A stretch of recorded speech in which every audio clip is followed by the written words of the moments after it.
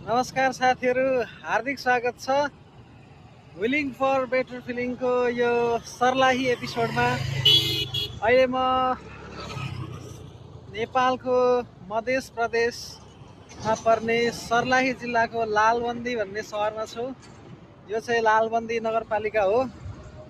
यो चाहिँ सर्लाहीको एकदम सबैभन्दा ठुलो नगरपालिका रहेछ। यो नगरपालिका चाहिँ सर्लाहीको सबैभन्दा ग्रोइङ सिटीको रूपमा रहेछ। लालबन्दीमा हार्दिक स्वागत गर्न चाहन्छु र मैले लालबन्दीमा आज विलिङ फर बेटर फिलिङको यो अभियानलाई निरन्तरता दिने जमर्को गरेको छु। मसँग एउटा साइकल छ, एउटा लेडिज साइकल छ। यो साइकलमा म आज थोरै तपाईँहरूलाई लालबन्दी देखाउन चाहन्छु। लालबन्दी चाहिँ सबैभन्दा धेरै ग्रोइङ सिटी यो सर्लाही जिल्लाको बारेमा थोरै भनिहाल्छु। सर्लाही चाहिँ नेपालको सबैभन्दा धेरै पालिकाहरू भएको जिल्ला हो। यहाँ चाहिँ 20वटा पालिकाहरू छन्, त्यसमा 11वटा नगरपालिका र 9वटा गाउँपालिका छन्। नेपालको सबैभन्दा धेरै पालिका भएको जिल्ला भनेर यो सर्लाहीलाई चिनिन्छ। म सर्लाहीको एकदमै ठुलो शैक्षिक हबको रूपमा पनि रहेको यो लालबन्दीमा छु। सर्लाही जिल्लाको यो शैक्षिक हब हो, शैक्षिक केन्द्रको रूपमा पनि यो रहेको छ। यसका केही झलकहरू हजुरहरू समक्ष म पस्किन चाहन्छु। भिडियोमा निरन्तर रहनु होला है त।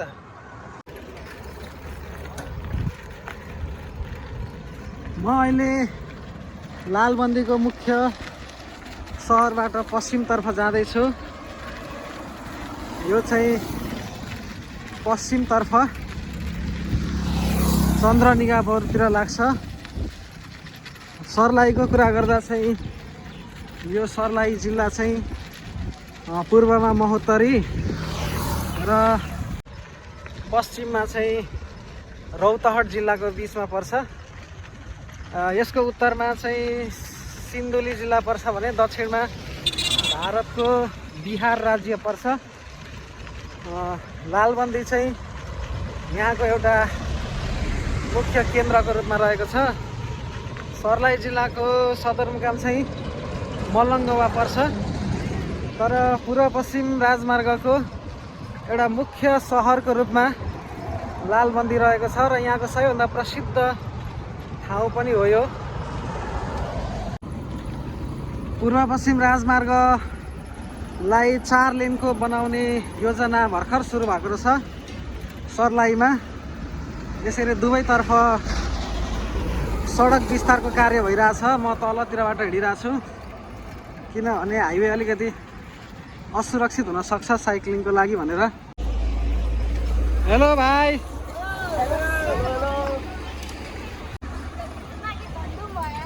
साइक्लिङ चलिरहेछ विद्यार्थीहरूको पनि। जय साइकल भन्नु भाइ। दायाँ बायाँ जङ्गल छ। अहिले करिब दिउँसोको 3 बजेको छ। यतापट्टि चाहिँ बागवानी जस्तो देखिन्छ। ठुल्ठुला आँपका रुखहरू छन् यो देब्रेपट्टि। दाहिनेपट्टि चाहिँ जङ्गल छ। यो 4 कोसे झाडी नै हुनुपर्छ। यस्तो छ लालबन्दीदेखि थोरै पश्चिम बस्तीपुर पुल कटे पछाडिको दृश्य हो यो। डिभिजन वन कार्यालय सर्लाही रहेछ यहाँ। यतापट्टि दाहिनेपट्टि साइकल चाहिँ म हिँडिरहेको साइकल चाहिँ तुलनात्मक रूपमा सानो भए पनि यो सिट चाहिँ एकदमै कम्फर्टेबल लाग्यो मलाई। यहाँ उष्ण प्रदेशीय बागवानी केन्द्र, राष्ट्रिय फलफुल विकास केन्द्र, कृषि विभाग, कृषि तथा पशुपक्षी मन्त्रालय भनेर यहाँ मैले बागवानी देखेँ र आज यता प्रवेश गरेको छु। उष्ण प्रदेशीय बागवानी केन्द्र थोरै हजुरहरूलाई म घुमाउन चाहन्छु है त।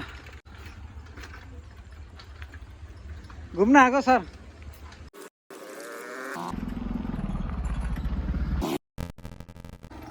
बागवानी भनेको चाहिँ बगैँचा फलफुलसँग सम्बन्धित विषय हुन्छ अथवा यो चाहिँ बगैँचासँग सम्बन्धित विषय हुन्छ।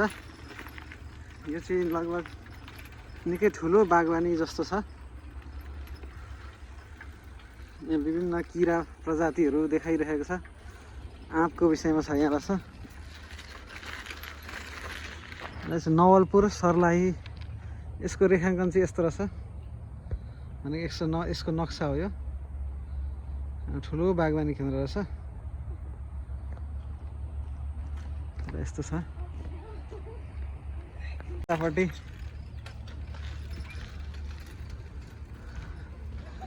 उष्ण प्रदेशीय बागवानी केन्द्र नवलपुर सर्लाही, जातीय सङ्कलन, सम्वर्धन र संरक्षण गरिएका बाली बिरुवाको विवरण।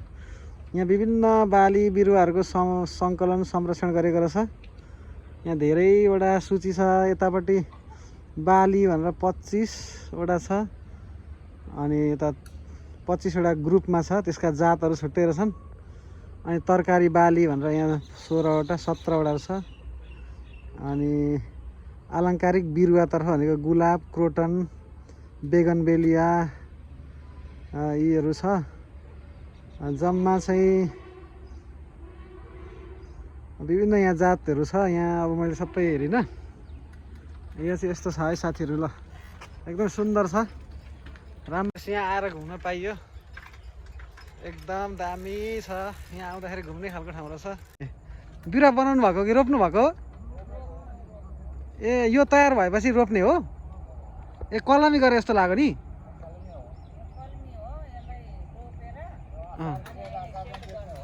ए सेट गर्ने भनेको चाहिँ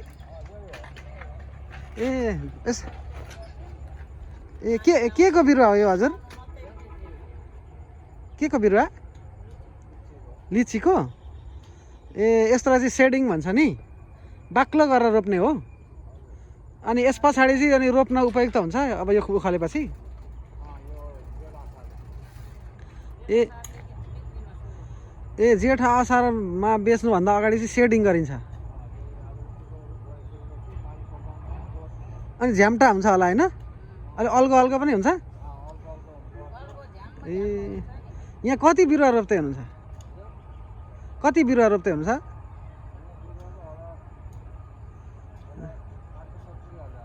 60-70 हजार। ए यो कृषकहरूलाई बेच्नुहुन्छ? कृषकहरूलाई बेच्नुहुन्छ? ए अनि कसरी गोटा बिक्री हुन्छ? ए सरकारी रेट हो नि? ए ल धन्यवाद है हजुरहरूलाई। यस्तो राम्रो छ। यहाँ चाहिँ पुरा आँपको बागवानी रहेछ। धेरै आँपहरू छन् यहाँ। ठुलो आँपको बगानको बिचमा आइपुगेको छु म। यो एसियाकै ठुलो बागवानीमा पर्छ भनेर मैले सुनेको थिएँ। ठुलो पनि रहेछ। साइकलमा घुम्न निकै बेर लाग्छ भन्नुहुन्थ्यो। म धेरै त घुम्दिनँ, थोरै थोरै अलिकति घुम्छु। यो चाहिँ पुरा पश्चिम राजमार्गमै सटेको छ। पूर्वबाट पश्चिमतर्फ आउँदा देब्रेपट्टि रहेछ। लालबन्दीबाट लगभग 1.5 देखि 2 किलोमिटर पश्चिमपट्टि मात्र रहेछ यो। यो आँपको रुखहरूमा चाहिँ यस्तो ट्याग लगाएर जात लेखेको हुँदो रहेछ। यो चाहिँ दशहरी जातको आँप रहेछ। यहाँ दशहरी जात देखेँ मैले। यहाँ एउटै जातको क्रमैसँग हुन्छ कि हुँदैन भनेर म यहाँ छेउको अर्को हेर्छु के रहेछ। योभन्दा देब्रेपट्टिको के लेखेको छ है त?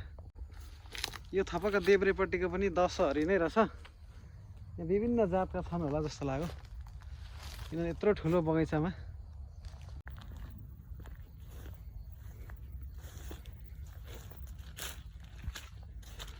यो चाहिँ यसको चाहिँ मल्लिका जातको रहेछ। यो आँपका विभिन्न जातहरूमा यो मल्लिका जात रहेछ। यस फरक फरक जातका रुखहरू रहेछन् यहाँ। मल्लिका दशहरीको अर्को फेरि देब्रेपट्टि यहाँ कलकतिया रहेछ। कलकतिया यस्तो छ यो कलकतिया चाहिँ। यसरी अहिले यहाँ मैले 3टा हेरेँ, दशहरी, मल्लिका, कलकतिया। यो चाहिँ आँपका जात हुँदो रहेछन् है। यी चाहिँ अब यहाँबाट म फर्केँ, अरू बगैँचा पनि घुम्नु पर्यो। ल भिडियोमा चाहिँ एकदम नछुटाइकन हेर्नु होला है त आजको मेरो यो Sarlahi episode. Willing for better फिलिङको सर्लाहीको मेरो साथी अगाडि उभिएको छ। लेडिज साइकल भन्छौँ हामीले। बस्ने सिट चाहिँ एकदम आराम लाग्यो, आरामदायी छ।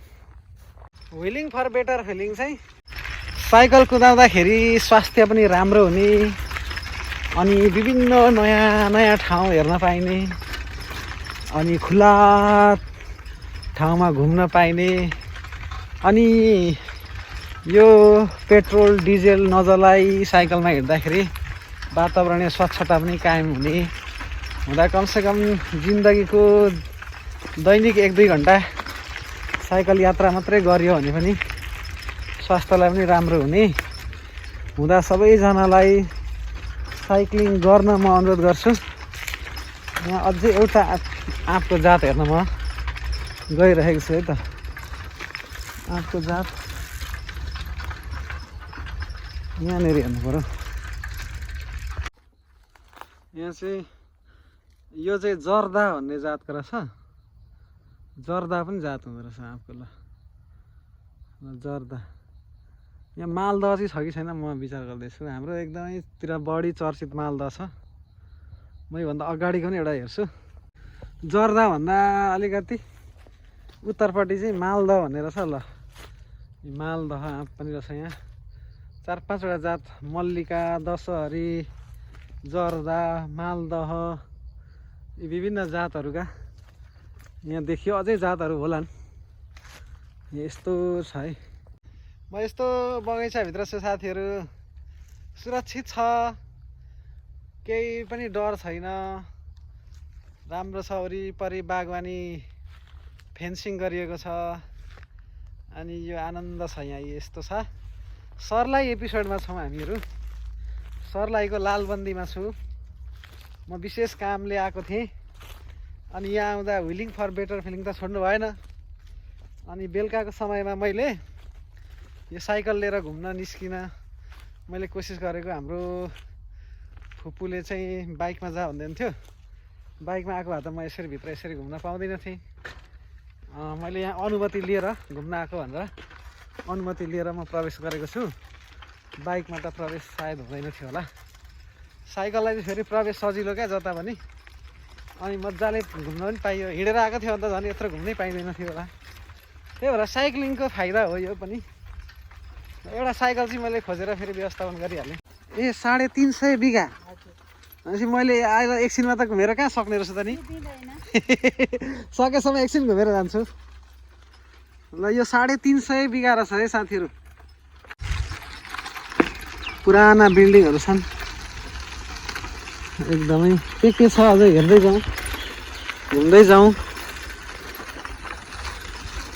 350 बिघा घुम्न त एकैछिनमा सकिँदैन। तैपनि अब यहाँ चोक चोक घुम्दै जाउँ। यहाँ चाहिँ कटहर रहेछ। कटहर पनि उष्ण प्रदेशीय वनस्पति नै हो। यहाँ अम्बा रहेछ। त्यो अम्बा नै हो नि। हो नि यसरी हो कलमी गरिँदै रहेछ। यसरी कलमी गर्न सकिँदो रहेछ है। कलमी कसरी गर्ने भनेर हामीले यहाँनिर हेर्ने भने यसरी कलमी गर्न सकिँदो रहेछ।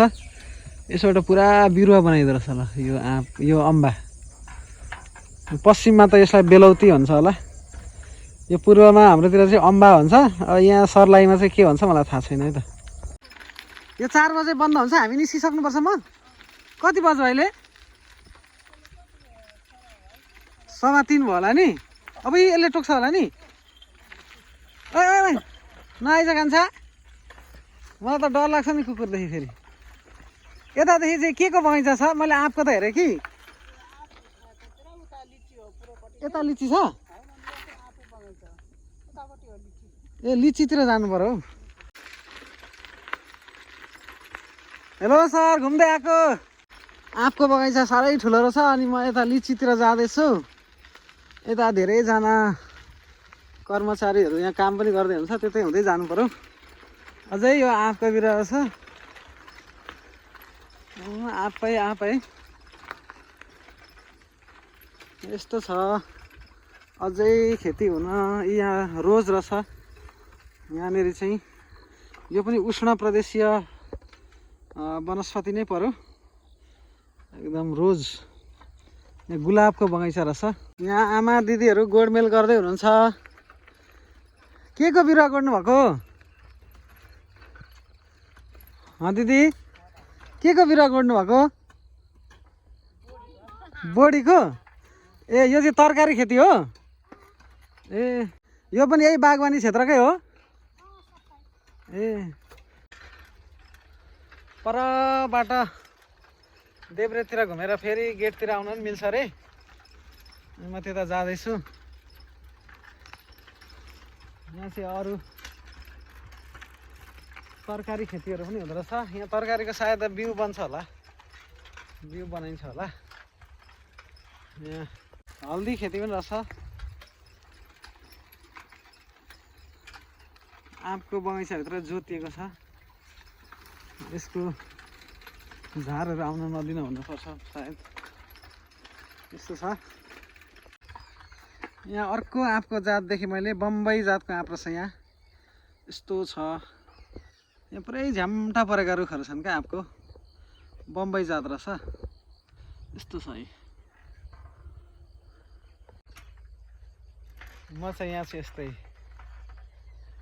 बम्बई जातको आँप पनि देखियो। बम्बई, कलकत्तिया, मालदह, जर्दा, मल्लिका, दशहरी, यस्ता आँपका जातहरू देखेको छु। अझै धेरै छ होला, भिडियो लामो भइसक्यो।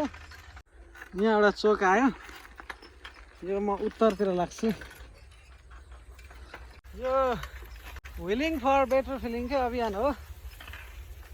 यो म व्हिलिङमै छु। सर्लाहीको व्हिलिङ एपिसोडमा छु म। यहाँ लिचीबारी आयो। उष्ण प्रदेशीय फलफुलमा लिची। अनि यहाँ अर्को राम्रो देखेँ मैले, यो बेलको रुख छ यहाँ मेरो पछाडि। त्यहाँ अलिक घाम परेर देखिएन होला, यस्तो छ। लिचीको बगैँचा, मभन्दा अगाडि लिचीको बगैँचा, यता दाहिनेतिर लिचीको बगैँचा, देब्रेतिर यो बेल त पाक्न आँटेको जस्तो छ। यो बेल फलिरहेको छ यस्तो। लिची पनि एकदम झ्याम्म परेको। यसको पनि जात होला धेरै, म जात हेर्न चाहिँ थाल्दिनँ। यहाँ यता बेल छ। उष्ण प्रदेशीय फलफुलमा बेलसँग सम्बन्धित एउटा उखान पनि छ। कागलाई बेल पाको हर्ष न बिस्मत भन्ने, त्यो सम्झेँ मैले यहाँ।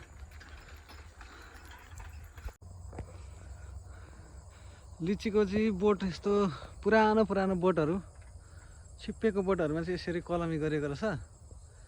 यसरी बिरुवा बनाउनको लागि यो सबै साइडको झ्याम्म परेको भाग सबै कलमी गरेको छ यसरी। ऊ माथि पनि गरेको रहेछ। यस्तो छ है बागवानीको जुन तरिका चाहिँ, यस्तो हुँदो रहेछ। अब यो कसरी गर्ने भन्ने चाहिँ मैले देखाउन सकिनँ।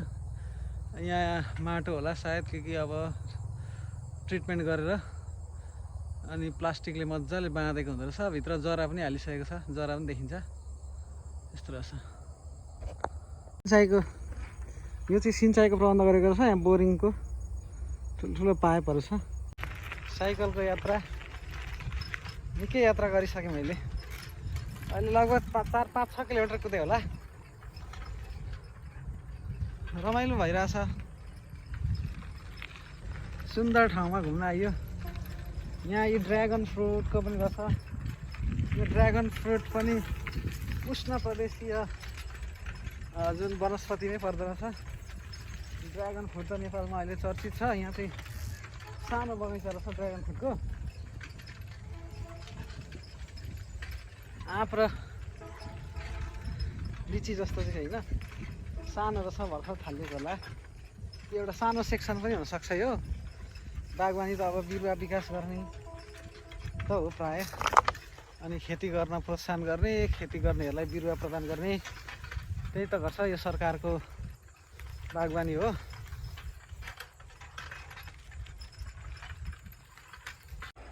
बागवानीबाट म फर्किँदैछु। एकदमै रमाइलो भयो। भिडियो लामो पनि भयो। मैले यहाँ कसैको रिफरेन्स खासै लिइनँ, यहाँ कर्मचारीहरूको रिफरेन्स लिइनँ, भेटेन पनि। यहाँ कामदार कर्मचारीहरू हुनुहुन्थ्यो, उहाँहरू अलिअलि सोधेँ, अलि लजाउनु भयो, त्यही भएर धेरै सोध्नु पनि चाहिन्न। म अब यहाँबाट फर्किँदैछु। बागवानी केन्द्र भ्रमण गर्नुभएकोमा धन्यवाद भनेर लेखिएको छ। साइकल चलाउँ अनि स्वच्छता र स्वस्थता प्रवर्धन गरौँ। जय साइकल भन्दै आजको हाम्रो बागवानी स्पेसल भिडियोलाई यहीँ बन्द गरेँ। Thank you very much.